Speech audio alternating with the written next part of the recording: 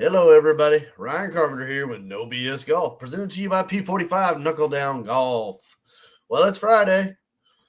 Time to get ready for the weekend rounds and get out there. We're starting to come into the major tournament season, at least at most clubs, anyways. And so we're rocking and rolling, right?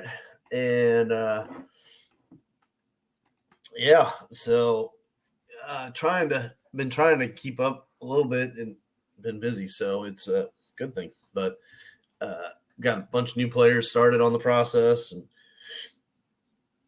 getting them going, picking them goals, breaking down what's going on, figuring out what needs to take place, and starting on that journey. It's a lot of fun. I can't wait to see these futures for a lot of these players. And, watching, I guess the big one to me, anyways, is the U.S. Women's Open going on here. And, it's such an interesting thing because this happens here where we got some pretty big name ladies that we really want to tie women's golf to big time. And, for whatever reasons, I think, what was it? Let me see if I can find it real quick to make sure. But we got for sure,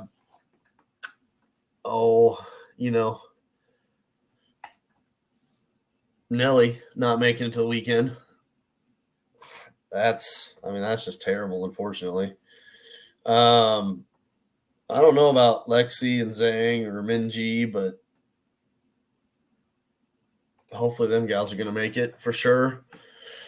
But, and I know the other name I saw way down. We're all plus scorings. That's for sure. There's 3 or 4. And then you got this 15-year-old, this asterisk. I don't even want, I don't understand that name, but whatever. So yeah, way down here on the list, plus, what was it, 10, I believe? Lydia Ko, yeah. And Nelly Korda. Brooke Henderson plus 10. So we got a problem. We're trying to make this, well, not everybody, but those of us who care, for the young ladies trying to get good at this game, we're trying to make this a big thing, and we're sending home the best players. And I get it. I understand the tradition, and this is how it's been done, and you can have that argument all you want and go down that rabbit hole either direction, either way, and set in, and there's valid reasons. But regardless of the valid reason, this is not a good thing.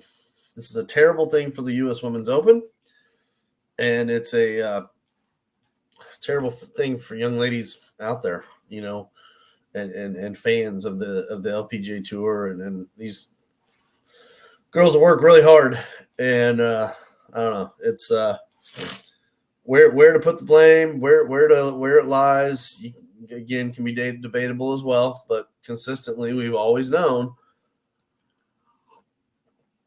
that the USGA wants to penalize players to the point of no return.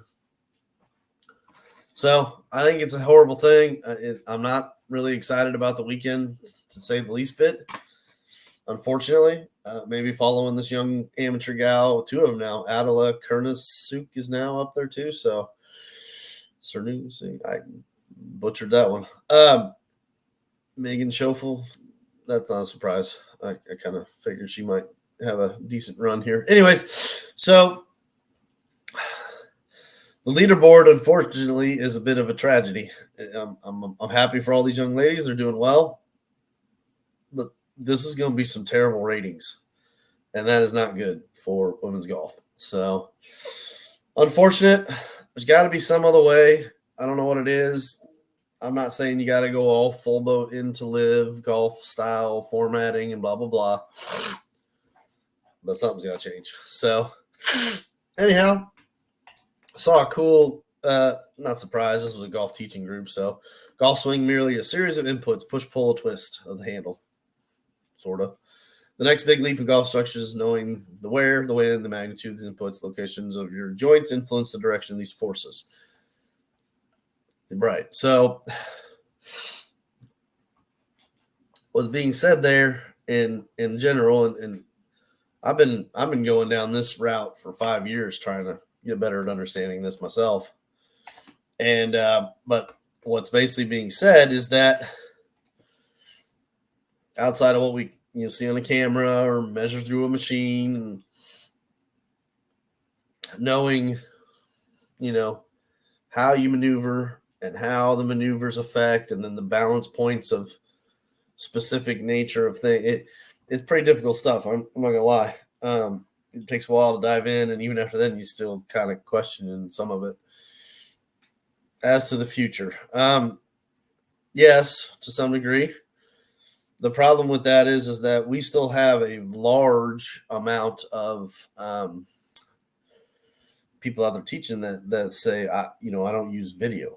Why would I do that? And I'm like, okay. Well, the problem is that if you resist too much, then you are doing a disservice to your players. Sometimes you need to have visual representation and communication to help the player understand. Maybe you don't need, maybe you are the so-called phenom of golf,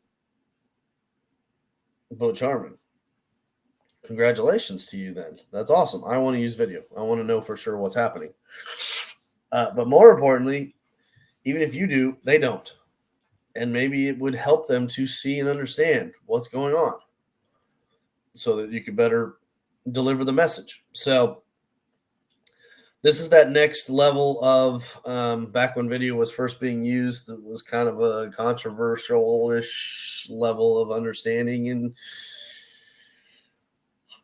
teaching and everything. And so, maybe we're going that route with this as well. In my opinion, it probably is, because a lot are going to resist it, and they're going to resist it for a long time. And there's going to be a group that continues forward with it. And they're they're already in the lead. They're already, the two of the fellas are already well out ahead of a big group.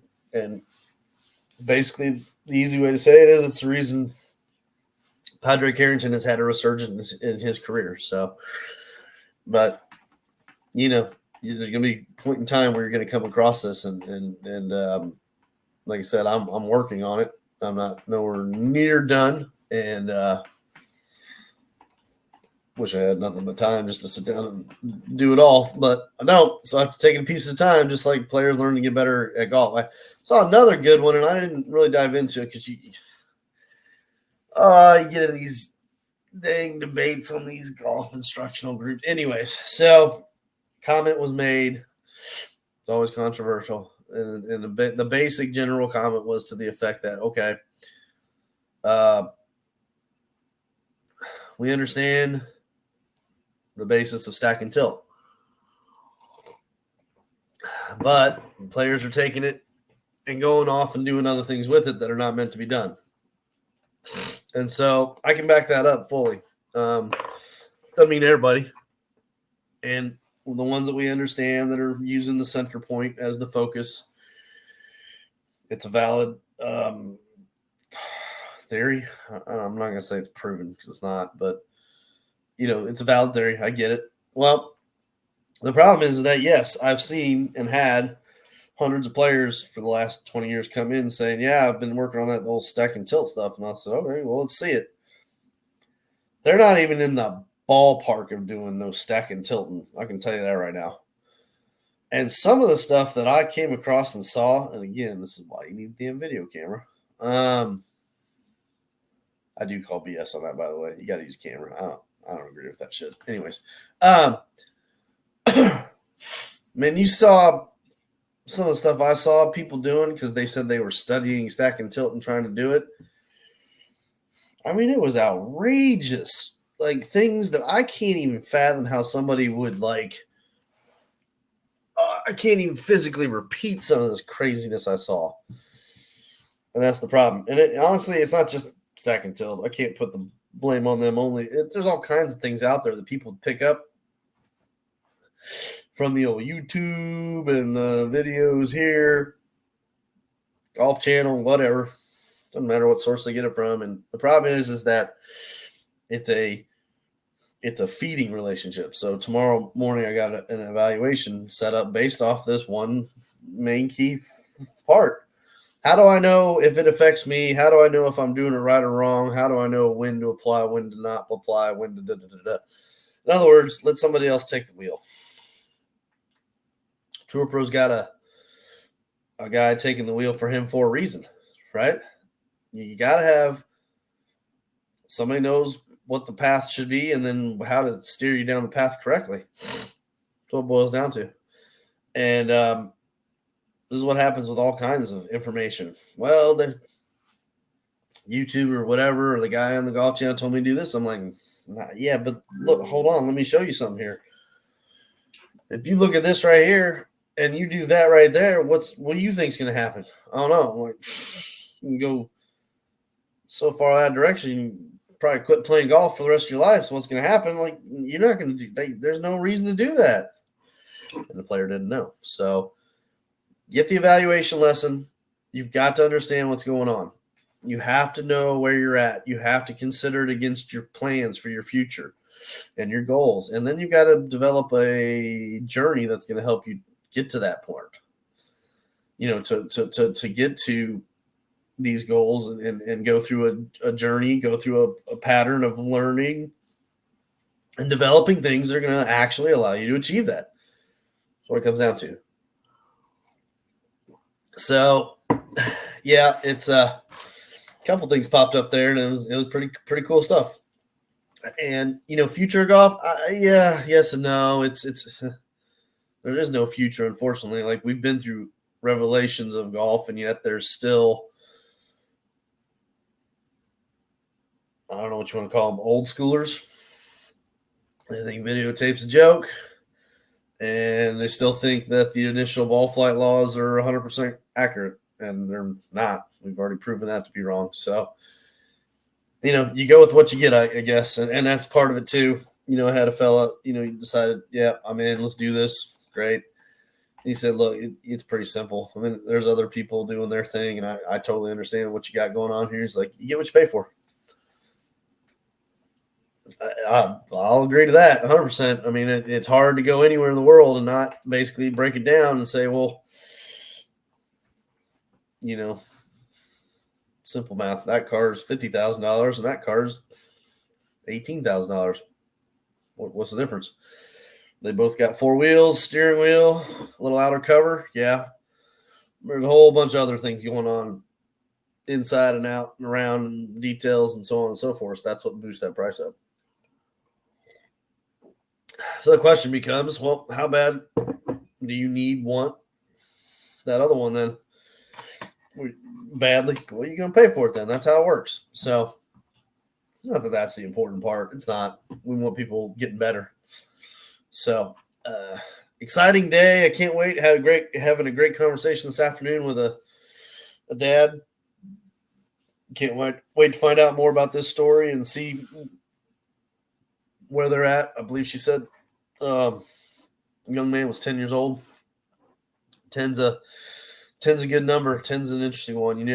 You know, by the way, just like everything else, age, sex, tall, short, all these variables that we talk about, you know, amongst us, don't matter. 10, for example, don't care if he's 10. How mature is he? Where's he at in the game? I can't wait to have a conversation with the 10-year-old to find out how he might articulate to me what he thinks about his own game. That will tell me a lot about where he's at, and it will help me to better define and know and understand, well, what should this young man actually really, truly be doing? You know, at 10, you can't throw. Well, let's put it this way. It's not about the 10 again. You have to be careful at 10. You can't always go deep dive into the details. I used a conversion challenge as a way to get my 8-year-old, not quite 8, 7, to learn a couple things without him realizing he was learning something. I said, well, here, we're going to do this. We're going to set this thing. We're going to put this thing here. We're going to do a conversion. Oh, really? Oh, okay. I can do that. Okay. Go do it. Have fun. Come back and tell me how you do, by the way.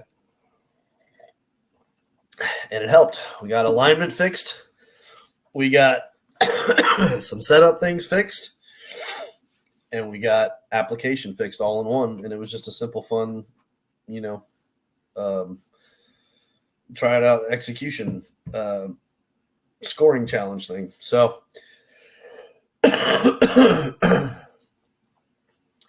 this conversation is with parents first, and then it goes to the youngster next.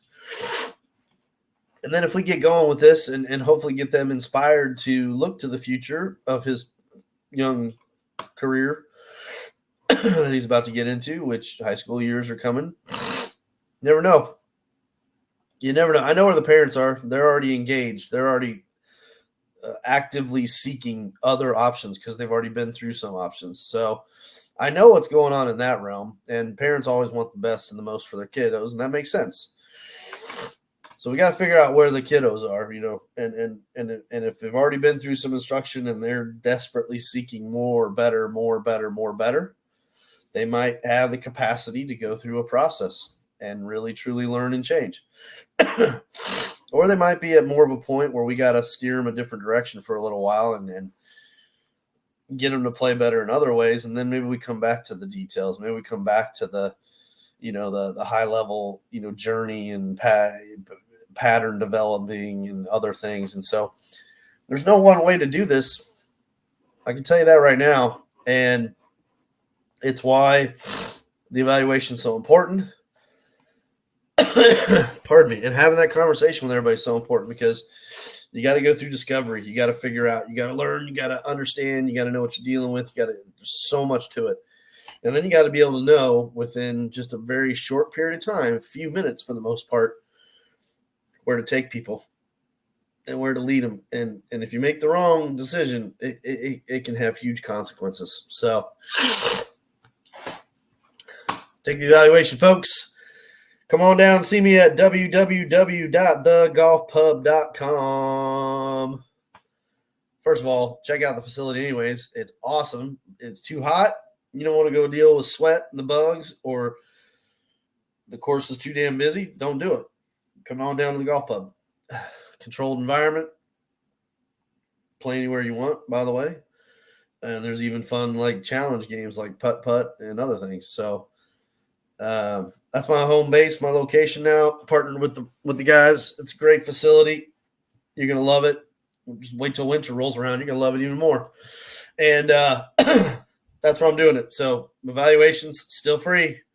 I don't know how long I'm going to keep that online, but we'll see. You got to do it, though. There's no way to make a decision for your golf life and your golf future. And when I say future, we're not talking about in a month. I'm talking about for the next 20, 30, 40 years of your golf life. Do you want to change your game and get a heck of a lot better? That's the key question. That's all it really comes down to. So get that going, get that scheduled, get it set up. Let's do this. As always, please help me out. Smash the like button, subscribe, share. Twitter, P45KDG. Hit me up there.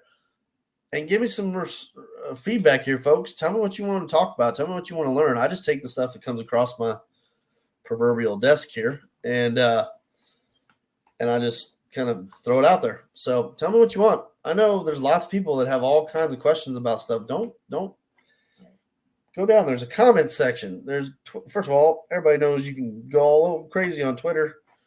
And if you want to be private about it, fine, be private about it. Send me an email, p45knuckledowngolf@gmail.com. Most importantly, this is a world wide web for a reason. You don't got to be living here in Central Georgia in order to come see me. Hit me up, send me an email, send me video, call on the phone.